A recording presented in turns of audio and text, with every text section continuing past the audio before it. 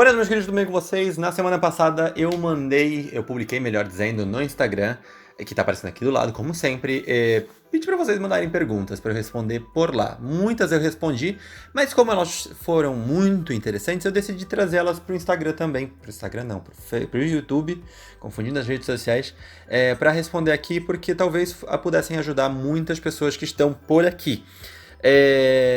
Aí, vamos lá, vamos começar a responder pela primeira pergunta e aqui sempre aparece, por mais que a gente sempre fale sobre isso. Me perguntaram, William, carga horária da UNR é compatível para a revalidação do Brasil? Sim, porque carga horária não é utilizada para você fazer revalidação inicialmente, tá? O que acontece? Você vai fazer o seu processo de revalida, isso se daqui 6, 7 anos, quando você for terminar sua faculdade, continuar sendo chamado revalida e não houver alteração no processo, o utilizado é a matriz curricular, tá? O que importa é o conteúdo dado, se existe equivalência de conteúdos.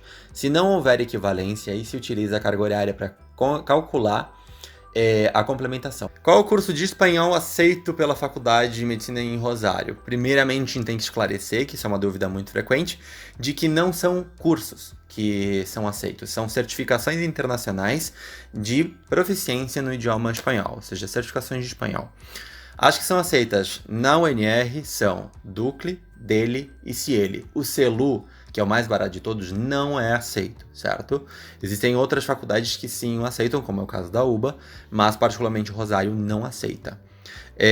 Tem um vídeo aqui no canal, se eu lembrar, eu deixo linkado aqui em cima, sobre justamente os certificados de espanhol.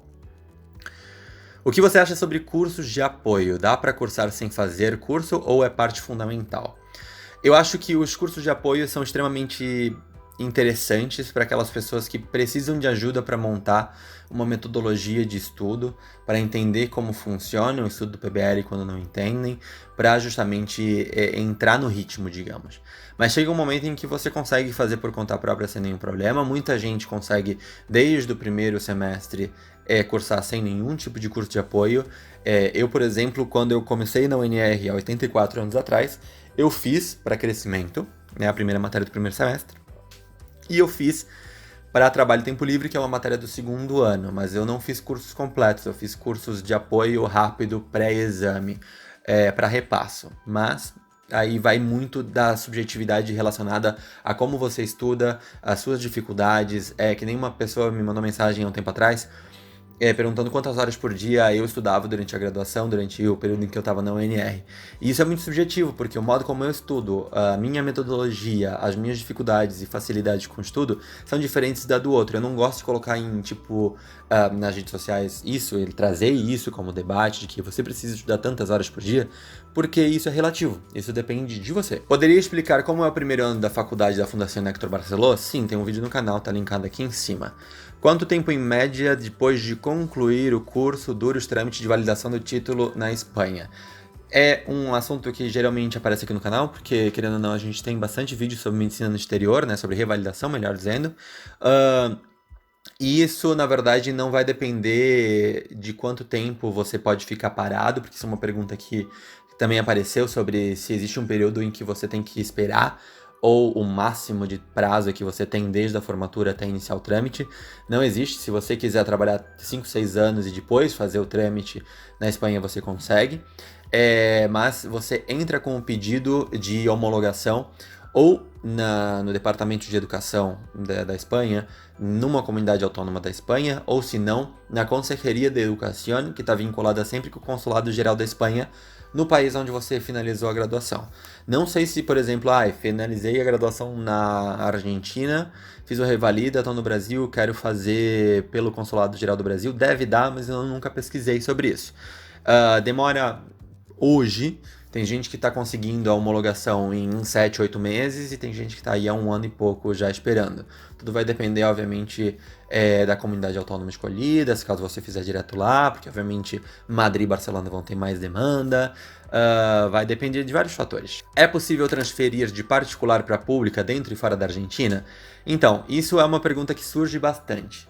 e as pessoas precisam entender de que processos de transferência não dependem de um regimento geral entre universidades ou que tudo segue o mesmo molde.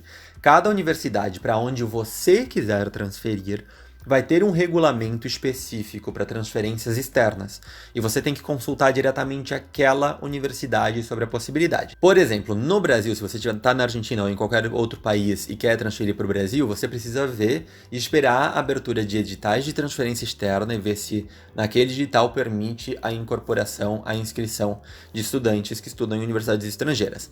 Dentro da Argentina, você vai ter, por exemplo, na UNR, quero transferir para a UBA, por exemplo. Você tem que entrar em contato com a UBA, com a Secretaria Acadêmica da UBA e da Faculdade de Ciências Médicas, entrar em contato com eles e perguntar como funciona o procedimento. Tudo vai funcionar e vai depender não da universidade onde você está estudando. Isso as pessoas precisam tirar da cabeça.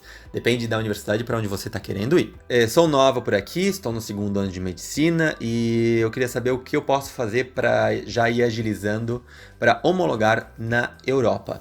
Isso é o que eu sempre digo para as pessoas que têm a pretensão, que é o fato de... Eu vou utilizar a Espanha como exemplo porque é geralmente a mais rápida, digamos, né? Porque por causa do acordo entre a Argentina e a Espanha. O ideal é você pensar na questão do seu visto para poder estar trabalhando naquele país, na Espanha, nesse caso, ou no país onde você quiser fazer a sua homologação. Porque não importa, não adianta você fazer o seu pedido de homologação, salvo que seja por algum processo específico, e você não ter a possibilidade, ou você não for permitido, melhor dizendo, para trabalhar, não ter um visto de trabalho.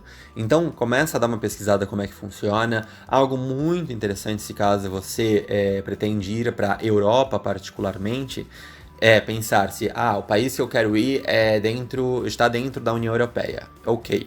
Então, conversar com os pais, conversar com os avós sobre a possibilidade de que você tenha algum bisavô, algum tataravô que tenha emigrado, melhor dizendo, da Europa para o Brasil e que você possa fazer o pedido de cidadania daquele país. Porque não importa se, por exemplo, eu quero fazer na Espanha, mas eu tenho nacionalidade italiana. Você consegue porque é um país da União Europeia também. É mais fácil, né, se caso você tiver essa possibilidade, do que entrar com pedido de visto de trabalho para a Espanha, porque até um tempo atrás, pelo que eu tinha lido, estava um pouco complicado de conseguir. Obviamente aí você vai ter que ver como é que funciona cada uma das diretivas de cada país para fazer solicitação da cidadania. Por exemplo, a italiana não tem limite de geração, não tem questão vinculada com sobrenome, você só tem que comprovar sua linhagem. O único empecilho que pode ter é se ele nasceu em alguma região específica da Itália, por exemplo. Portugal sim tem limitação, que são 3 gerações, o que você consegue. A Espanha, se eu não me engano, é muito parecido com o Portugal. A Polônia, por exemplo, tem a questão da data, que é a partir de 1918, só que se dá a cidadania. E a Alemanha é mais ou menos parecido também, porque antes tudo era Prússia, não é mesmo? Aonde fica a Barcelona? Barcelona tem uma sede em Buenos Aires, que é a sede central, uma sede em Santo Tomé e uma sede em La Rioja. La Rioja, para quem não sabe, fica nas portas do deserto do Atacama, para generalizar. Santo Tomé fica na fronteira com o Rio Grande do Sul e Buenos Aires é a capital federal. Oi, consigo trocar pesos argentinos no aeroporto, real para peso, no aeroporto de Rosário? Consegue, mas não vale muito a pena. Trate de trocar na casa de câmbio do aeroporto só o suficiente para você ter para o primeiro dia, para pagar a hospedagem, por exemplo, sua alimentação, e aí troque o resto no centro de Rosário, porque a cotação vai ser melhor. Precisa de passaporte para ingressar na UNR? Sim, já fazem uns 5, 6 anos que está sendo solicitado o passaporte para lá. Ou, obviamente, se você já tiver dado a entrada no DNI, já tiver o DNI na mão, obviamente você não vai precisar do passaporte, porque você faz sua inscrição com o número de documento argentino. Dá para estudar e trabalhar, assim se manter com o dinheiro desse trabalho aí? Tudo vai depender da universidade e da cidade para onde você for. Por exemplo, se você for para Santo Tomé e for morar em Santo Tomé, eu acho pouco provável porque a cidade é muito pequena, tem 20 e poucos mil habitantes, é uma faculdade particular, então talvez não. Se for para uma cidade grande, possivelmente sim, só que obviamente aí é aquela coisa, né? Você conseguir equilibrar trabalho e estudo e manter dedicação nos dois. Em quanto tempo fica pronto o DNI Express do momento em que você pisa na Argentina e começa? Teoricamente, isso eu até comentei pelo Instagram. Teoricamente, eles deveriam te chamar em 72 horas a partir do momento em que você faz o pagamento do boleto. Porém, uma pessoa me respondeu os stories que eu fiz e falou que isso vai muito de sorte. Porque no grupo de conhecidos dele, muitas pessoas foram chamadas em 72 horas, mas teve alguns que faz um mês que pagaram e não foi chamado. Mas deveria ser mais rápido, né, do que o processo comum. E isso também vai depender da regional onde você for fazer. Por exemplo, Rosário tem muita demanda para fazer o documento argentino. Corrientes, por exemplo, que é, né, a regional a província onde está a Barceló, é mais rápido do que isso. Em 1, 2 semanas eles te chamam a partir do momento que está tudo carregado no sistema. Quais são as matérias da Barceló do segundo ano? Então, isso é algo que eu também falei pelo Instagram. Esse tipo de informação está sempre publicado no site das universidades. É só você entrar lá e onde diz Plan de Estudio, que aí você vai encontrar. Eu vou deixar da Barceló particularmente, da UNR, e se encontrar da UBA, eu vou deixar aqui embaixo os planos de estudo, os links, porque, né, é mais fácil vocês encontrarem lá e analisarem tudo bonitinho do que eu ficar publicando, porque senão fica muito chato textões nas redes sociais. Você poderia falar sobre gastos para quem opta em morar em Santo Tomé e fazer Barceló? Então isso vai depender do seu estilo de vida, mas pelo que eu sensei aí, eu conversei com os meus amigos que estavam morando lá, ano passado, particularmente, a cotação hoje está melhor, então significa que ou se gastam mesmo, ou até menos em real. O valor que eles estavam gastando era entre R$ 1.800 e R$ 2.200, R$ 2.300. Obviamente vai depender do seu estilo de vida, da sua alimentação, de com quantas pessoas você vai querer dividir a moradia, tudo vai depender de diferentes fatores. Mas isso, né, dá pra baixar, como dá pra gastar mais. Qual a diferença do pré-grado de janeiro, de abril e de agosto? É um dos penúltimos vídeos que eu publiquei, penúltimo se eu não me engano, tá ali. Qual a faculdade você sai mais preparado para o Revalida? Então isso é muito relativo porque vai depender da sua dedicação para com a sua formação. Porque, justamente, né, as universidades argentinas não têm a obrigação de te formar a fim de que você passe no Revalida do Brasil, e sim para que você seja um bom médico.